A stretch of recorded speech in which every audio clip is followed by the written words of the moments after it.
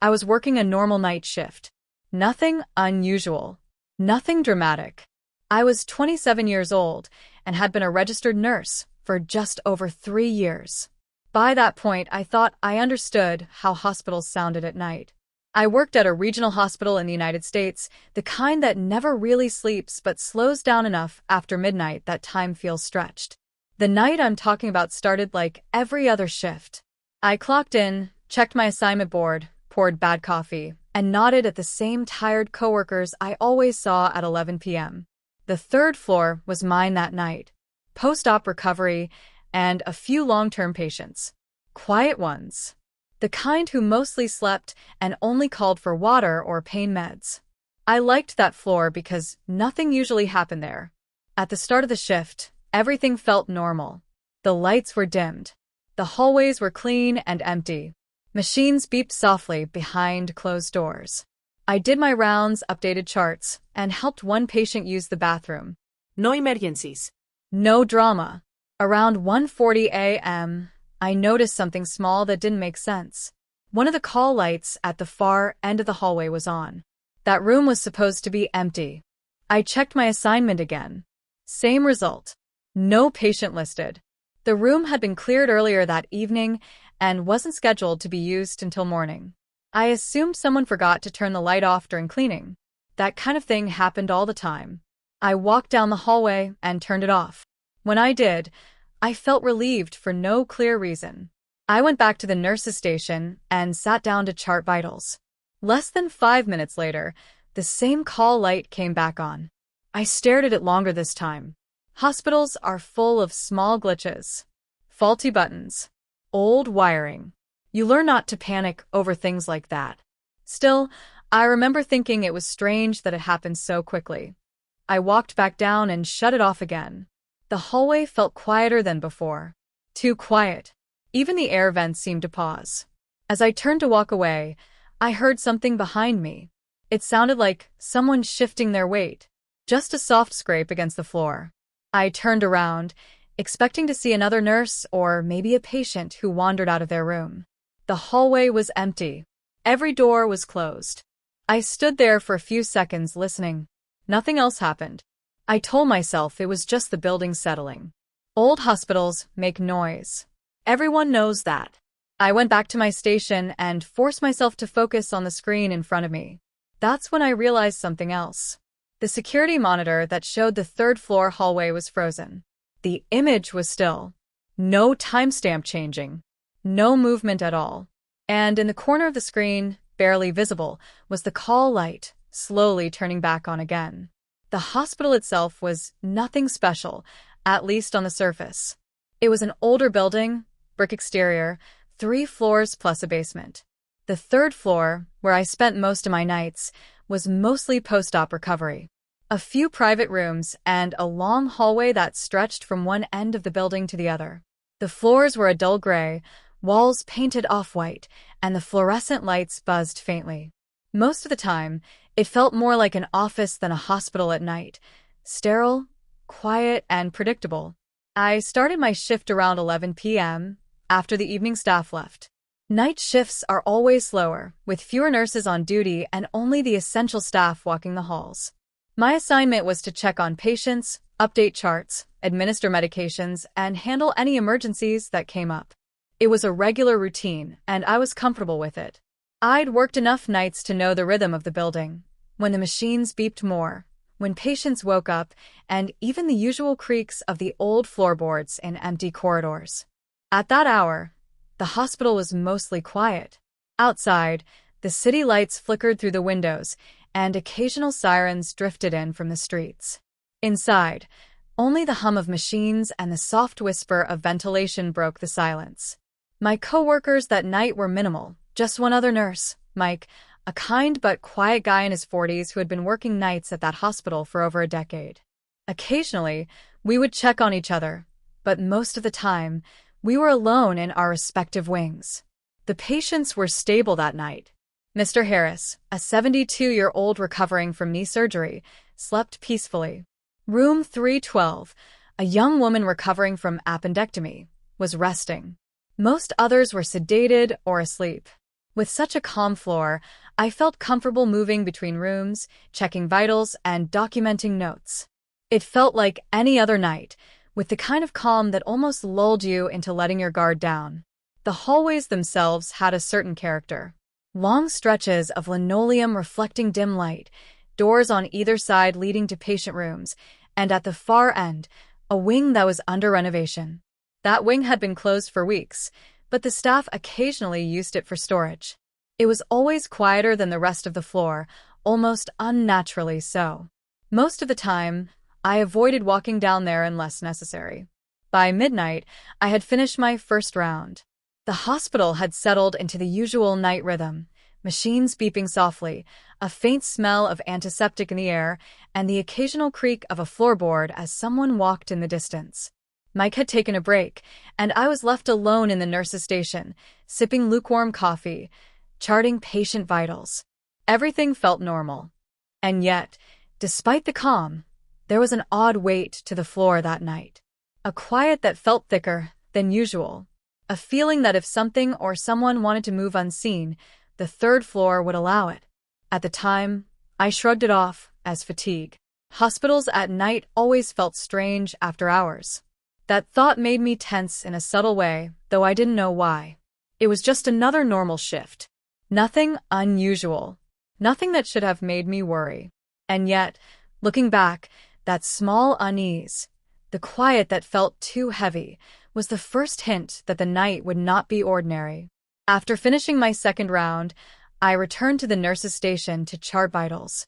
The floor was quiet, almost eerily so. Normally, even late at night, you could hear distant chatter, the soft wheels of a gurney, or the hum of a janitor's vacuum in the hallway. That night, none of it. Just the constant buzz of the fluorescent lights above and the occasional beeping of monitors in patient rooms. I was reviewing Mr. Harris's chart when I heard it, an almost imperceptible scrape coming from down the hall. At first, I thought it was a cart or cleaning supplies being moved, but the sound was too deliberate. Slow. Uneven. Not the rhythm of someone pushing a cart, but more like someone dragging their shoes against the floor. I froze for a moment and listened. The hall was empty. The rooms on either side were dark. Every door I passed earlier had been closed, patients asleep. I convinced myself it was just fatigue, that my mind was picking up normal hospital noises and exaggerating them. But still, I couldn't shake the feeling that I was being watched. Minutes passed. The scrape came again, this time closer. And then, something even stranger. The overhead fluorescent light in the far end of the hallway flickered, then went off completely. The end of the corridor plunged into darkness. I could see the faint outline of the renovation wing, shadowed and quiet. Normally, I wouldn't have gone down there at night, but curiosity and a sense of responsibility pushed me to check. As I approached, I noticed another odd detail. The motion sensor light near the wing was on, even though no one should have been there. I stopped and stared for a few seconds, my heart rate increasing slightly. The hallway felt colder than the rest of the floor, though the thermostat hadn't changed. Then I heard it again, a soft, slow breathing. Not heavy, just enough to make me aware of it. I looked down the hall. Still empty. Every door closed. No movement. Just the faint sound of air moving from the vents. I told myself to calm down. Hospitals are full of strange noises at night. Old buildings creak, pipes groan, lights flicker. I had worked enough shifts to know that. Yet the unease didn't fade. My skin felt tight, like someone was observing me from the shadows. A few minutes later, the scraping sound returned, even closer than before. It didn't follow a pattern. Sometimes it stopped entirely, only to start again, unexpectedly. And then I noticed the shadows along the walls. They didn't match the lighting. They shifted slightly, even when the hall was still. I tried to focus on charting again, pretending nothing was wrong. But every now and then, I glanced up, catching movement out of the corner of my eye. Something small, fast, maybe a figure, but gone when I looked directly. By then, I realized I wasn't imagining it. Something was in the hall. Something was moving, watching, waiting. And for the first time that night, I felt a genuine, physical fear, a fear that this wasn't just an empty hospital or a tired imagination. It was real. And it was close. After that moment, I stopped trying to convince myself it was nothing. The feeling of being watched didn't fade. It settled in my chest and stayed there. I kept my chair angled toward the hallway, even while charting, just so I wouldn't be caught looking away for too long. The scraping sound came again. This time it didn't stop right away. It moved steadily, like someone walking without lifting their feet. I stood up slowly and leaned forward, trying to see past the bend in the hallway. The lights were still off near the renovation wing, but something blocked part of the darkness. A shape. Tall. Narrow. I stepped back without meaning to. That's when I heard a door open. It was quiet, but unmistakable. A patient room door opening down the hall. I knew every patient on that floor. None of them should have been out of bed, and none were assigned to the empty rooms near the closed wing. I called out, keeping my voice calm. "Hello? This is the nurse." No answer. I grabbed my radio and called Mike. He didn't respond. I tried again. Nothing. The silence that followed felt heavy, like the sound had been absorbed by the hallway itself. Then the motion light near the closed wing turned off. Complete darkness. A second later, I heard breathing again. Closer than before. Close enough that I could tell it wasn't coming from the vents. It was slow and controlled, like someone trying not to be heard. I backed toward the nurse's station, my heart pounding, my pulse loud in my ears. My hands were shaking, but I forced myself to stay quiet. I didn't want whoever was there to know exactly where I was. That's when I saw the shadow move. It crossed from one room to another, blocking what little light there was. I didn't see a face, just the outline of a person. Someone tall. Someone who didn't belong there. I felt trapped. The only exits were past the hallway or through the stairwell on the far end of the floor. Both required walking toward the darkness. My phone had no signal inside the building, and the radio was useless. Then the footsteps started. Slow. Heavy. Coming in my direction. Each step was deliberate. Not rushed. Whoever it was knew the floor, knew the layout, and they were taking their time. I ducked behind the counter of the nurse's station, crouching low. I could hear the footsteps now without trying. They stopped. I held my breath. Something brushed against the counter. Fabric. Ticking. I don't know, but it was close enough that I could smell something sour and unwashed. A head leaned into view on the other side of the desk. I didn't scream. I couldn't. He was inches away now, and he was looking straight at me.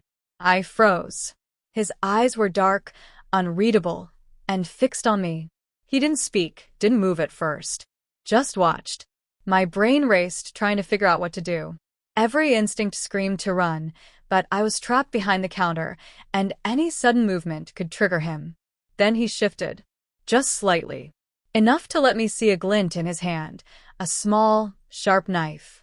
My stomach dropped. This was no trespasser or a lost patient. This was someone who had planned to hurt someone, and I was the first target he'd found. I knew I had to act fast. Slowly, I edged toward the supply closet behind the nurse's station. My movements had to be silent. Every step made my heart pound like a drum. He didn't follow immediately, which was both a relief and terrifying. I had no idea if he was calculating his next move. I slipped into the closet and pulled the door almost closed.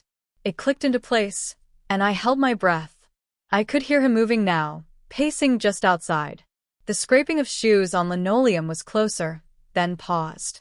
He was listening. I could hear him breathing, slow and deliberate, just like before. I grabbed my phone and tried to call security again. No signal.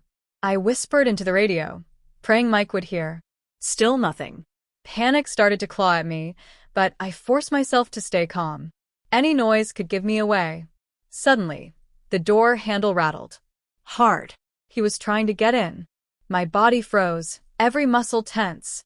I could hear the scrape of the knife dragging slightly as he shifted it against the closet door. My pulse was deafening.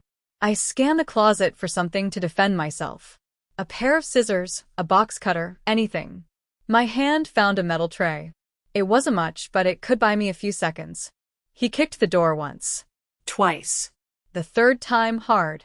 The closet door shook. I swung the tray, hoping to hit his hand if it came through.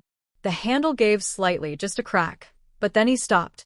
I realized I had only one chance. I waited for him to move away slightly, then bolted. My legs screamed, but I ran for the stairwell, sliding the door open and darting down the steps 2 at a time. My chest burned, and I could hear footsteps behind me. He was following. I reached the ground floor, where the janitor's closet door was open. I ducked inside, slammed it shut, and locked it. I called 911 on my phone, finally getting a signal. My hands were shaking so badly, I almost dropped the phone.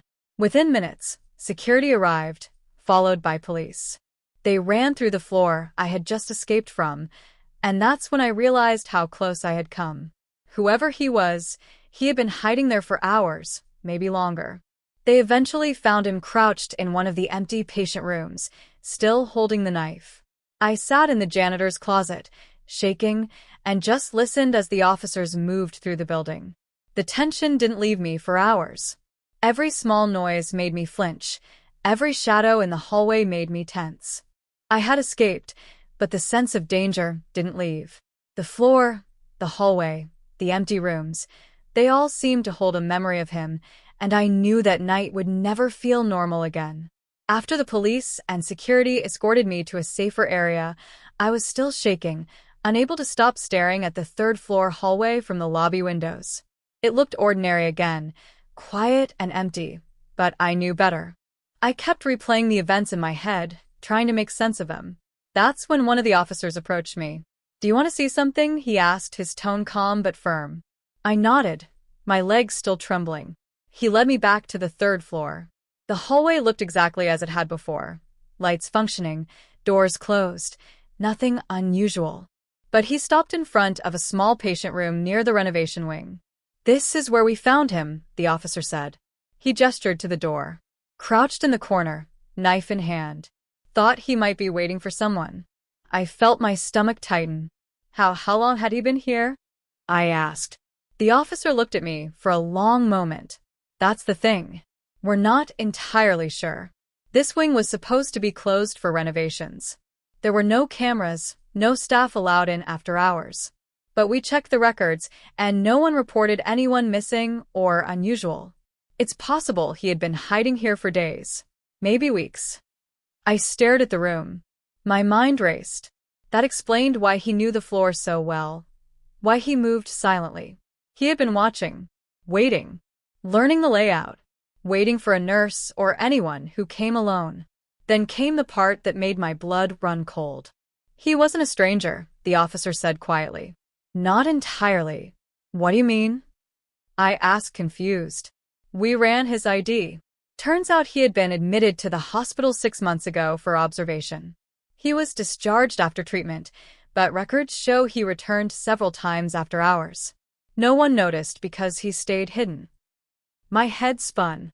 The thought that someone could repeatedly hide inside the hospital, going unnoticed, made the hairs on my neck stand on end. "And the knife?" I asked. "Taken from the cafeteria," he said. "It wasn't random. He came prepared." I realized something else at that moment. He had been watching the night shifts for months, maybe longer, observing routines, waiting for patterns. He wasn't impulsive, he was calculated. Every footstep I heard, every shadow I saw that night, wasn't random. He had been planning. Then the officer added something that hit me harder than the rest. "We found notes. Names, schedules, shifts. You were listed first." I froze. My mind couldn't process it. I had been the target, specifically. The random hallways, the call lights, the shadows. It wasn't chance. He had chosen me. And that's when I realized something worse. If he had been able to hide here undetected before, if he had known the layout this well, there was no guarantee he wouldn't come back. The thought made my chest tighten. I left the floor that night thinking I was safe, but a part of me knew the truth. Someone had studied me. Someone had known my routine. And he could return at any time. For the first time, the hospital didn't feel safe. Not the halls. Not the rooms. Not even the lights. After that night, I tried to get back to normal. I returned to the third floor for my next shift, forcing myself to act as though nothing had happened. The lights worked, the halls were quiet, and the patients were asleep as usual. But the feeling didn't leave me. Every hallway, every closed door, every shadow felt different. I found myself checking rooms twice, making sure doors were locked, that equipment wasn't moved. My colleagues noticed the change in me, but I couldn't explain it. How do you tell someone that the hospital itself felt alive, that the air seemed heavier, that you were being watched even when no one was there? Mike, my coworker, tried to reassure me. "It's over," he said. "They caught him. You're safe." I wanted to believe him. I wanted to feel safe. But every time I glanced at the renovation wing, a chill ran down my spine. That section of the floor had always felt strange, but now it felt dangerous, like it was holding a secret. Weeks went by, and the hospital returned to its usual rhythm. Security increased patrols.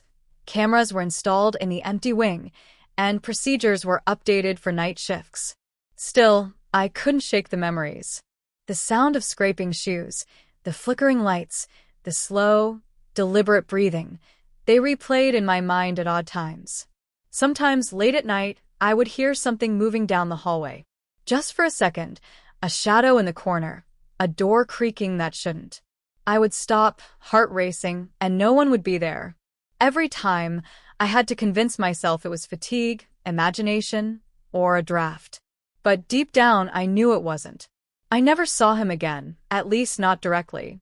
But I kept thinking about the notes the police found. The names, the schedules. The fact that I was his target. That someone had studied my every move. How many others had he studied before me? How many would he study after? One night, months later, I was finishing paperwork alone on the third floor. The motion lights flickered. I froze. My phone vibrated with a notification, and in that brief moment, I could have sworn I saw a shadow move across the hallway. Too tall, too deliberate to be a patient or staff. I blinked, and it was gone. The police said the man had been caught, but I still don't know who he really was. Was he acting alone? Had he learned to hide somewhere else in the building? Could someone else follow the same pattern? I left my shift that night with the light still on, checking the hallway behind me several times. And as I walked to my car in the nearly empty parking lot, I felt it again, the subtle, imperceptible sensation of being watched. Sometimes I tell myself it's just my imagination. But other times, late at night, I can't shake the thought that he or someone like him is still out there, studying, waiting for the right moment. The hospital looks normal from the outside. The doors are locked. Security patrols the floors. But I know better. Because I know the quiet doesn't mean safety. And sometimes I feel he still watches me.